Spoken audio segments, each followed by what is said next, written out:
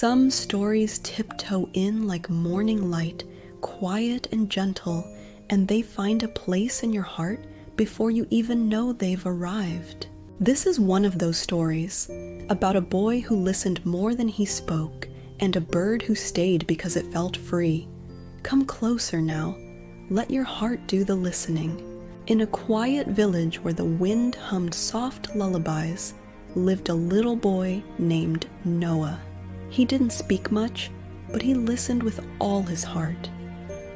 Every day after school, Noah walked to the big willow tree near the river.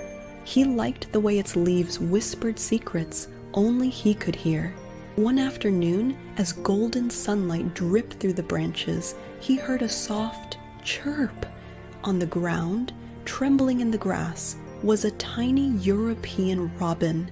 Its wing was folded at a strange angle.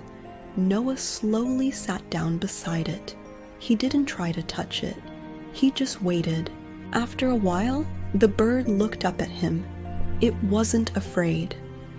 "I'll sit with you," Noah said gently. "You don't have to fly today." He opened his hand and showed the bird a soft blue ribbon he wore like a little bracelet. "If you'd like," he whispered, "I can wrap this around your wing. Not to keep you, just to help you feel better." Noah carefully tied the ribbon around the robin's wing, not tight, just enough to feel safe. The bird didn't move. It blinked once. It trusted him. From that day on, Noah visited the robin every afternoon. He brought crumbs, hummed little tunes, and sometimes just sat in silence. The bird never flew away. It listened too. One day, a traveler asked, "Why doesn't your bird fly away forever?" Noah smiled. "Because I never tried to keep it." You, dear little reader, you don't need to hold tight to keep something precious.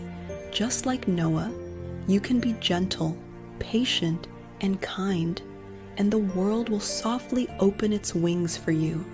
Even the tiniest hearts return to where they feel safe. So next time you meet a feather, a friend, or a moment that matters, whisper to it with your heart. Let it choose to stay. That's how love grows. If you had to let go of a friend so they could be free, how would it feel? Would your friendship still stay, even if they didn't?